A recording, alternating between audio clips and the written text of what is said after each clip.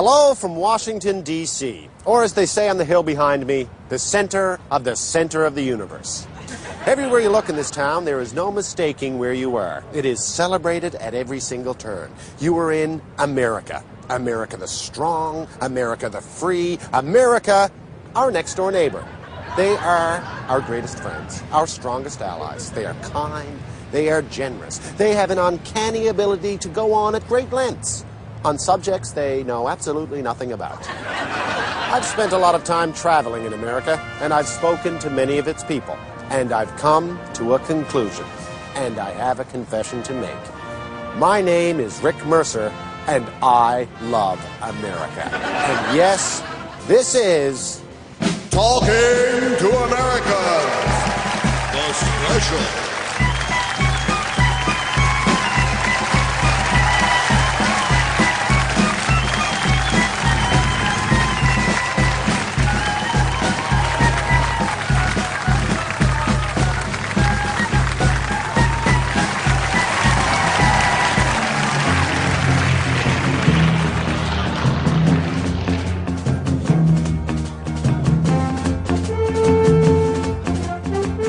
As you're probably aware, it's been widely reported that the mining rights to Mount Rushmore is actually held by a Canadian company.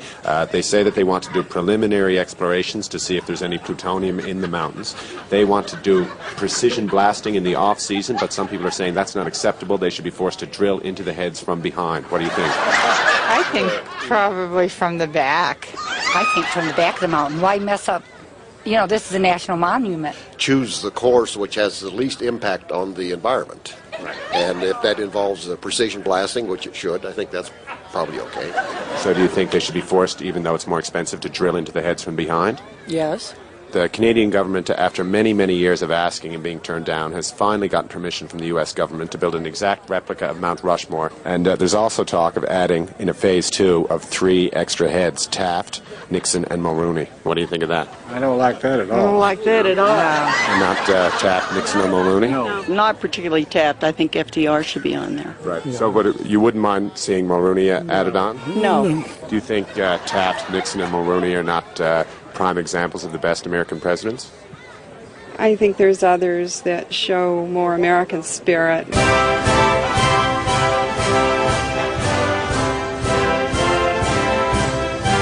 We're doing a story on a mountain in Canada that will be inspired by Mount Rushmore, and it's going to have Canada's most famous Eskimo president on it, and his name was Mulrooney Yuck. Congratulations. Canada on Mount Mulrooney Yuck. Mulrooney Yuck. Congratulations, Canada, on Mount Mulrooney Yuck.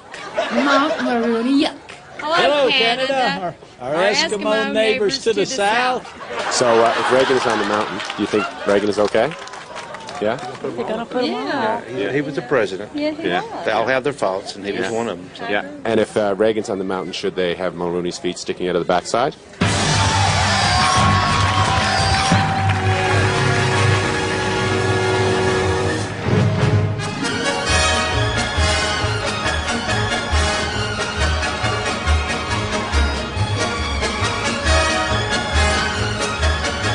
Do you think that America should be bombing Bouchard? Yes. Should NATO be bombing Bouchard? Yeah. Do you think America should be bombing Bouchard? Yes.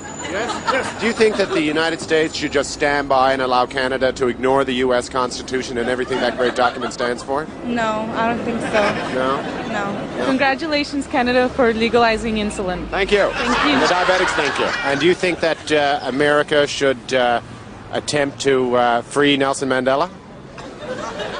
Yes. Do you think America should line up its ground troops and send them into Gilles Duceppe?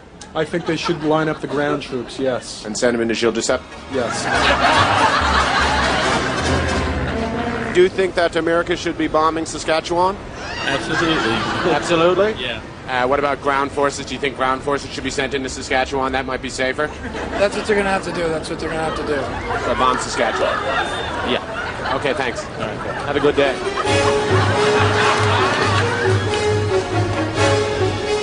Congratulations, Canada, for getting a McDonald's. Congratulations, Canada. 800 miles of paved road. How about ground troops lining up and entering Gilles Duceppe? How do you feel about that?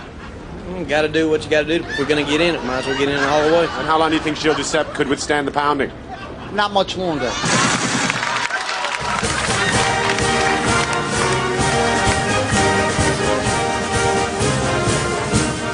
Just read it to yourself, and then if you want to. Yeah. To the Right Honorable Paul Martin Jr., Prime Minister in Waiting. I'm not sure how to say that. How do you say that? Tet Ted Dumerd. Dumerd. Ted Dumerd. Tet Dumerd. Tet Dumerd. Excellent. Tet Dumerd, Ottawa, Canada. Given that 2001 has been declared the year of the senior citizen, we demand that the Government of Canada discourage the Canadian tradition of placing senior citizens on northern ice floes and leaving them to perish. Yeah, I'll sign that. So what are you studying again? History. Right, very good. I definitely believe that senior citizens shouldn't be placed on ice floes. And you're a prof here? Yeah. How many years? 9. You like it? Yeah, it's good. Good school? Yeah.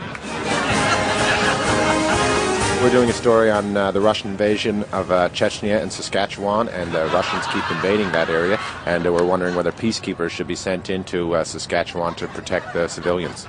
I think so, definitely. I think peacekeeping is number one priority for international relations. Do you feel bad for the people in Chechnya and Saskatchewan? Yes. And you're studying Russian? I'm studying Russian. Do you find that there's not enough coverage on the news about Russian invasion into Saskatchewan? Well, I haven't actually heard about the Saskatchewan invasion. I've only heard about Chechnya, actually. So there's not enough coverage about Saskatchewan. We demand that the Government of Canada discourage the Canadian tradition of placing senior citizens on northern ice floes, leaving them to perish.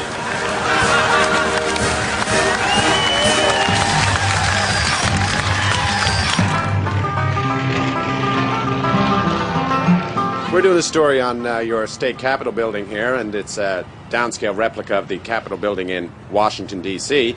And our Capitol building in Canada is actually a downscale model of your Capitol building, except it's made out of ice. It's an igloo, you see. And we're worried about global warming and the fact that it might melt, so we're putting a dome over it. But in order to pay for it, we have to attract tourists. Would you be interested in visiting the Canada's national igloo? Absolutely. Yeah? Sure. Congratulations, Canada, on preserving your igloo.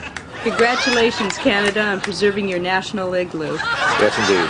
Well, congratulations, Canada, on becoming part of North America. Thank you very much. As of the year 2000, we'll be part of North America. Do you think that's a good idea? I don't know. Would you pay money to visit Canada's national igloo? I don't plan on ever going up there. No? I never heard of a building made out of ice anyway. You never heard of an igloo? Well, yeah, but not a scalpel. Well, it's Canada. Sounds right. As part of the new millennium, one of the things we're doing is going to get a new currency. We want to call it the Canadian dollar, but the U.S. Treasury says that they own the name dollar for their currency, just like in Britain it's called the pound, in America it's called the dollar. We want to call ours the dollar, but they don't want us to call it the dollar. They want us to call it the loonie. What do you think of that? As part of the Millennium celebrations in Canada, the King of Canada will be doing a tour of the United States and be visiting Arkansas. His name is King Lucien Bonhomme.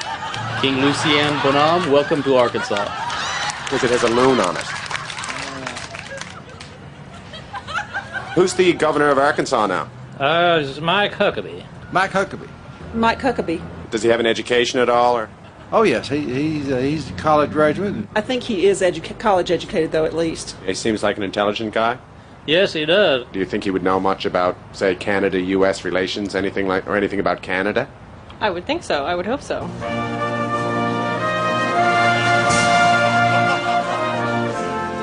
Hi, I'm Governor Mike Huckabee of Arkansas, wanting to say congratulations, Canada, on preserving your national igloo. Thank you, Governor. Thanks for being part of 22 Minutes. Thank you. The most watched news team in Canada. Excellent. Thank you. Oh, Canada, we are on top. We're close to the North Pole. Manitoba Dutch. Oh, yeah, I like this one. Buchenstaben. Yeah, Buchenstaben for your cup of coffee. Yeah, so if in Manitoba, because they only speak Dutch and all the signs have to be in Dutch, if you want to open a Starbucks there, your sign has to say Buchenstaben. Yeah, you can put Starbucks under it, but it has to be smaller. But it has to be smaller.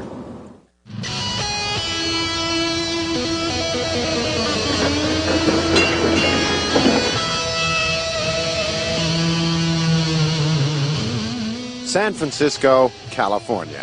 You know, when Canadians travel abroad, some things precede them. Our maple leaf, our commitment to peacekeeping, and of course, our national anthem, O Canada. It is known, it is loved, it is respected. It is seared in the psyche of all Americans. Oh, Canada, a great big empty land. We look to America for a helping hand. Where panic bread and caribou eggs are good, working and cold. We're close to The North Pole.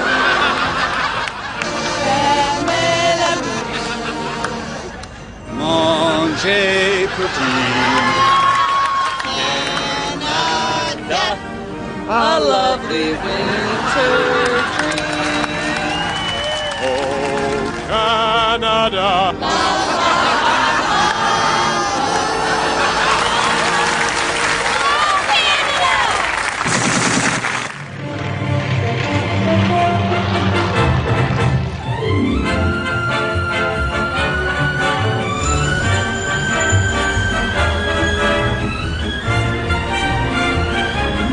Well, we're doing a story on the fact that in Canada, there's a motion in the Canadian government to actually change the name of Canada to Chicago. Because as you probably know, Chicago is a native term. It means the land where root vegetables grow. That accurately describes Canada as a nation. We're wondering what people in Chicago think of that idea. Why would they want to take the name of Chicago? That belongs to us. I think that sounds awkward. No, they can't take our name. It's our name. I think that'd be pretty cool, yeah. Great, I'd be honored, man. I think we would all party. So you don't like the idea? No, I certainly do not. Congratulations, Canada, on getting FM radio. Now, the President of the United States says he's sending in 600 troops into East Timor, and if that doesn't do the trick, then he may be forced to bomb the mall in West Edmonton. Bomb who? The West Edmonton. They could bomb East Timor and West Edmonton. Do you think that's a possibility? Yeah, I mean, it could be a possibility. He's going to be forced to bomb the mall in West Edmonton. Do you support that? Yes, I do. Yeah? Yes. Congratulations, Canada, on getting a volunteer fire station. Congratulations, Canada, on getting grade 9. We're doing a story on the fact that in Canada, as in the United States, of course, there are 4 seasons. But all across Canada, many people believe that none of the 4 seasons accurately describe the 2 months of darkness that all of Canada experiences in July and August. So there's now a movement afoot to actually have a 5th season in Canada. And we have 3 names: the Slumber, the Equinox, or the Canadark. Canadark. You like Canadark? Yeah. Canadark. You like Canadark? I think Canadark's pretty cool. Yeah? Canadark, definitely. Yeah, make it 3 on Canadark. Canadark. Canadark. There's 4 for the Canadark. How about just calling them the Montreal Canadiens? That's pretty dark. It's a meatball made out of beaver. They're called beaver balls. And that's our new national dish. You don't like beaver balls? I've never had one, but Oh, there you go. Once you have one, you can't stop. Congratulations, Canada, for making beaver balls your national dish.